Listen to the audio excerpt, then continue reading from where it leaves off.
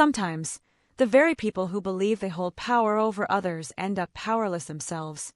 That's exactly what happened in this unbelievable story about a homeowners association that pushed their luck too far.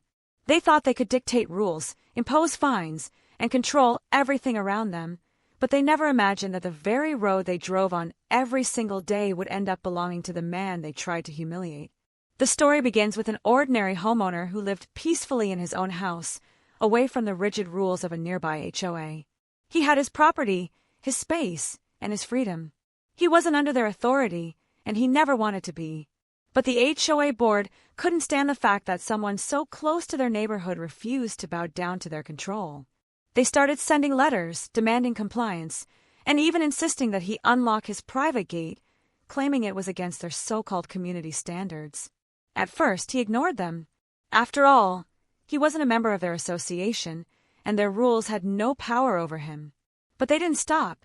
They grew louder, nastier, and more entitled. They told him that by keeping his gate locked, he was violating their neighborhood's aesthetic. They insisted that he had no choice but to follow their commands. What they didn't realize was that their arrogance was setting them up for the ultimate downfall. The homeowner wasn't just a quiet man who lived next door. He was patient, observant, and calculating. He watched them make demands. He read their threatening letters, and he kept his cool. But behind the scenes, he was planning something none of them saw coming. Because while the HOA believed they had the upper hand, they didn't know that the road they used every single day wasn't actually theirs.